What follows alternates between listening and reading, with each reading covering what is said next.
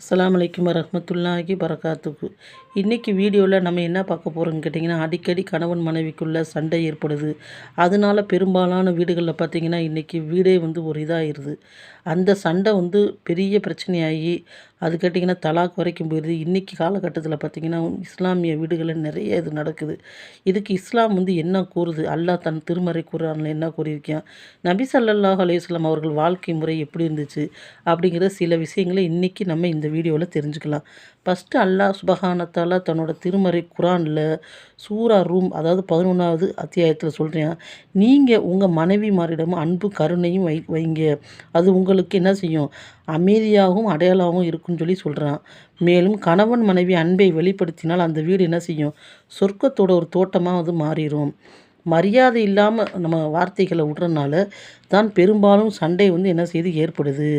நபி ஸல்லல்லாஹு அலைஹி வஸல்லம் அவர் கூறாங்க, அதாவது சிறு தவறுகளை மன்னிப்பது. இப்போ கணவன் செய்கிற தவறை மனைவி செய்கிற தவறை கணவன் மன்னிக்கணும்னு அல்லாஹ்வோட தூதர் சொல்கிறாங்க.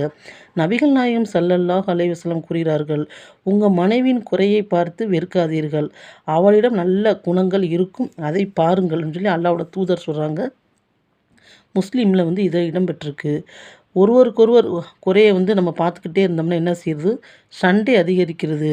அதை மன்னித்து விட வேணும்னு அல்லாஹ்வோட தூதர் சொல்கிறாங்க. குர்ஆனில் பார்த்திங்கன்னா, அல்லாஹ் பலமுறை பொறுமையாளருடன் தான் அல்லாஹ் இருக்கிறான் என்று சொல்கிறான். மேலும் சண்டை வரும்போது உடனே பதில் சொல்லாமல் அமைதியாக இருக்க வேண்டும். மேலும் பார்த்திங்கன்னா, அந்த வேளையில் அஸ்தஃபிருல்லாஹ் சொல்லி ஓரளவு நேரம் அமைதியாக இருந்தால் பெரிய சண்டை சிறிதாகிவிடும். மேலும் கேட்டிங்கன்னா, நம்ம இந்த சண்டை வராமல் இருக்கிறதுக்கு என்னென்ன செய்யலான்னு கேட்டிங்கன்னா, வீடுகளில் ஒன்றாக சேர்ந்து நபிலான தொழுகைகளில் நம்ம தொழுகலாம். அதனால் சண்டை குறையும். ஒன்றா சேர்ந்து துவா செய்யலாம். அப்புறம் பார்த்திங்கன்னா, அந்த வீட்டில் அல்லாஹ் அமைதியை தருவான். உதாரணமாக காலை எழுந்தவுடன் என்ன செய்யலாம்? யாசீன் ஓதலாம்.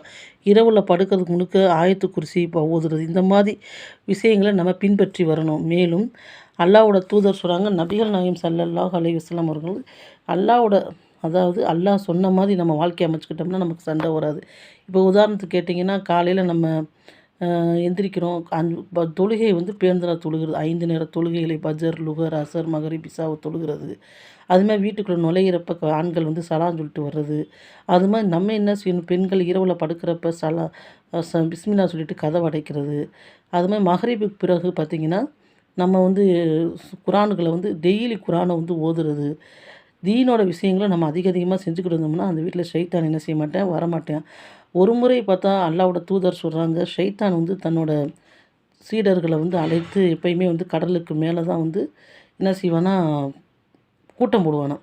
அப்போ ஒவ்வொரு சைத்தானா சொல்லுதான், இந்த மாதிரி நான் ஒரு பையனை மதுசாக்கு போடாமல் கெடுத்துட்டு இவங்கள வழி தவற வச்சுட்டு இப்படி சொல்லிக்கிட்டே இருக்கிறப்ப இவ்வளோதானான்னு சைத்தான் சந்தோஷப்படவே இல்லையா.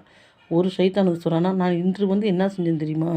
ஒரு கணவன் மனைவி மனதுக்குள்ளே போய் சண்டையை ஏற்படுத்தி அவர்களை இன்று நான் பிரித்து விட்டேன்னு சொன்னோன்னா, சைத்தான் வேகமாக அந்த சைத்தான் கெட்டி பிடிக்கிறான். எனக்கு பிடிச்ச செயல்லே மிகவும் பிடித்தது இதுதான் அப்படின்னு சைத்தான் சொல்கிறாங்க. அப்போ கணவன் மனைவிக்கு சண்டை வர்றதுக்கு காரணமே சைத்தான் தான். ஏன்னு கேட்டால், அல்லாஹ் சுப்ஹானஹு வ தஆலா ஒவ்வொரு முறையும் ஒரு ஆண் பெண்ணுக்கு தலாக்கு சொல்லும்போது அல்லாஹ்வோட அரிசி என்ன செய்தான்? நடுங்குதான். எதற்குமே நடங்காத அந்த அரிசி தலாக்கு சொல்கிறம்போது நடுங்குதான். அப்போ நபி ஸல்லல்லாஹு அலைஹி வஸல்லம் அவர்கள் 11 மனைவி கல்யாணம் முடித்தார்கள். 11 அதான் அன்னை கதீஜா ரலியல்லாஹு இருக்கும் வரை அவர் எந்த திருமணம் செய்யவில்லை. அடுத்தடுத்து அவர்களது மரணித்ததுக்கு பிறகு திருமணம் செய்தார்கள். எல்லா மனைவிமாருடன் என்ன செய்வாங்க? நல்ல ஜாலியாக இருப்பாங்க, சந்தோஷமாக பேசுவாங்க. என்ன செய்வாங்க? அவங்களுக்கு யார்கிட்ட கேட்டாலும் அவங்க சொல்லுவாங்க, நபி ஸல்லல்லாஹு அலைஹி வஸல்லம் அவர்கள் எங்களுக்கு ஒரு நல்ல கணவராக இருந்தாருன்னு அவங்க சொல்லுவாங்க. அவங்க என்ன செய்வாங்க? ஒரு முறை அவங்களுக்குள்ளே ஒரு பிரச்சனை வந்திருக்கு. அதாவது எல்லா மனைவிமாரும் பேசி வச்சுக்கிட்டாங்க. அதாவது நபி அவர்கள் கொடுக்குற பணம் நமக்கு பத்தலை, நம்ம என்ன செய்வோம்? நபி அவர்கிட்ட நம்ம அதிகமாக பணம் கேட்போம் அப்படின்னு பேசி வச்சுக்கிறாங்க. அப்போ அல்லாஹ்வோட தூதருக்கு அதுக்கு மேலே கொடுக்க வசதி இல்லாதனால மனைவிமாரிடம் கோவித்து கொண்டு 1 மாதம் என்ன செஞ்சாங்க? அவங்க தனியாக இருந்தாங்க. அப்போ அல்லாஹ் சுப்ஹானஹு வ தஆலா ஒரு ஆயத்தை இறக்குறான், உங்கள் மனைவியிடம் சொல்லிவிடுங்க, அவங்களுக்கு வசதி வாய்ப்பு தான் வேணும் அப்படின்னா இங்கே நம்ம தந்துடுறோம், ஆனால் மறுமையில் அவங்க உங்களுக்கு மனைவியாக இருக்க முடியாது அப்படின்னு சொன்னோன்னே, இதை போய் சொன்னோன்னே எல்லா மனைவிமாரும் உடனே அல்லாஹ்வோட தூதர்கிட்ட மன்னிப்பு கேட்டு, எங்களுக்கு நீங்கள் கொடுப்பதே போதும், நாங்கள் சொர்க்கத்தில் உங்களோட மனைவியாக இருக்குன்னு சொன்னாங்களாம். அப்போ நபிமார் தான், சஹாபாக்கள் தான், அவங்களுக்குள்ள சண்டை வராது அப்படின்னு நம்ம நினைக்கக்கூடாது. எல்லா கணவன் மனைவிக்குள்ளேயும் சைத்தான் என்ன செய்வான், சண்டையை வந்து ஏற்படுத்துவான். நம்ம என்ன செய்யணும், நம்ம மேலே ஒரு அவங்க மேலே ஆண்கள் மேலே தப்பு இருந்தால் அவங்க மன்னிப்பு கேட்கணும், பெண்கள் மேலே தப்பு இருந்தால் பெண்கள் மன்னிப்பு கேட்கணும். ஒன்றுக்கு ஒன்று என்ன செய்யணும், விட்டு கொடுத்து போகக்கூடியவங்களா இருக்கணும். அடுத்து கேட்டிங்கன்னா,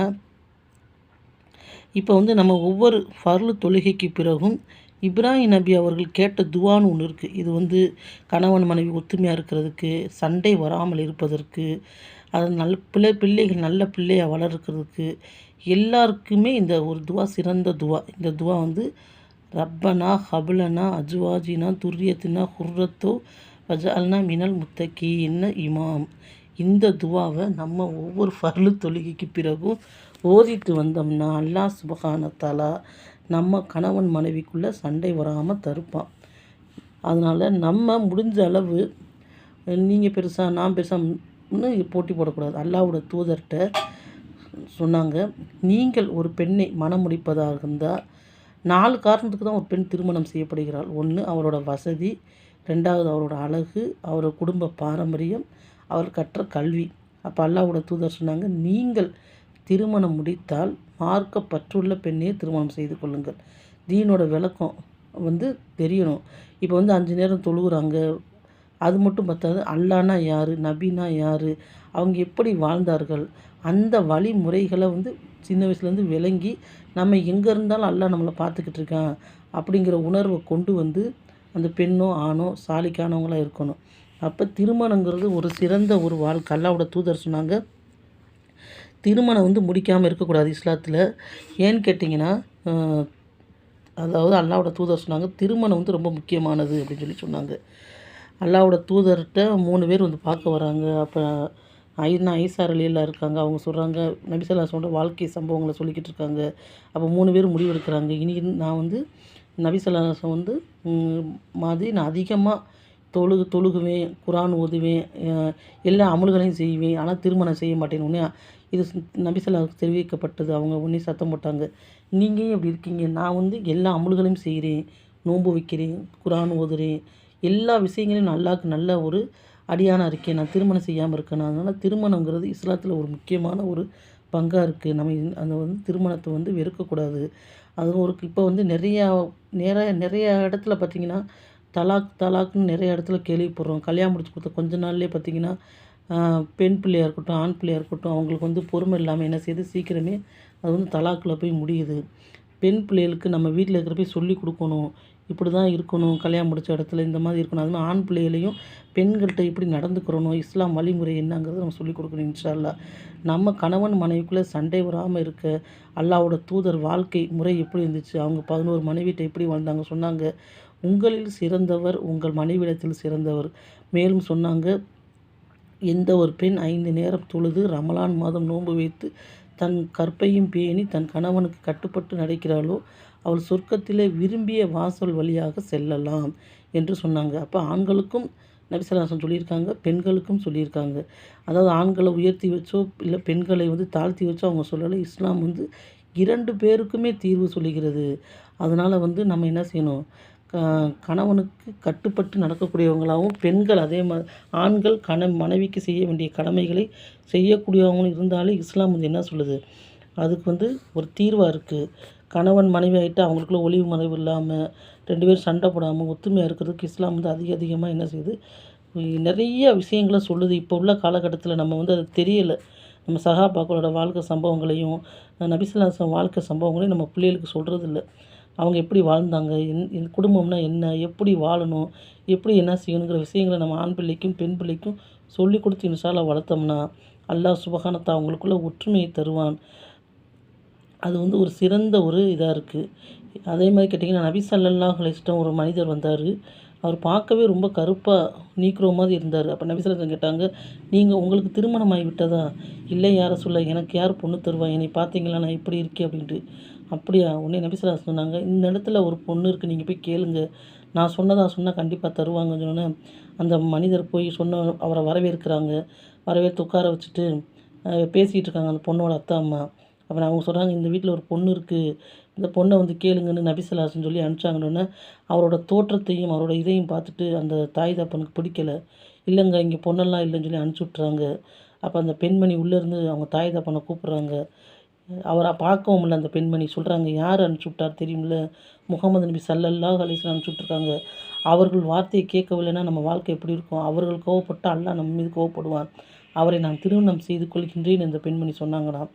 அப்புறம் அந்த பெண்மணிக்கும் அவருக்கும் திருமணம் செய்யப்பட்டு மதீனாவிலே அவர்கள் ஒரு சிறந்த தம்பதியராக வாழ்ந்தான்னு ஹதீஸ் சொல்கிறது. அப்போ நம்ம வந்து அழகையோ வசதியோ இந்த மாதிரி நம்ம பார்க்கக்கூடாது. நல்ல குணங்களையே நம்ம பார்க்கணும். அதனால் வந்து நம்ம வந்து குடும்பத்தில் வந்து பிரச்சனை வராமல் இருக்க ஒருவருக்கொருவர் விட்டு கொடுத்து சமாதானமாக போக வேண்டும். இந்த துவாவை ஒவ்வொரு ஃபர்லு தொழுகைக்கு பிறகும் ஓதிட்டு வர வேண்டும். இன்ஷா அல்லாஹ். அல்லாஹ் சுப்ஹானஹு வ தஆலா எல்லா கணவன் மனைவிக்குள்ளேயும் ஒற்றுமையை கொடுப்பானாக. இந்த நேரத்தில் நான் அதிகமாக துவா செய்து கொள்கிறேன். ஆமீன். அஸ்ஸலாமு அலைக்கும் வரஹ்மத்துல்லாஹி வபரகாத்துஹு.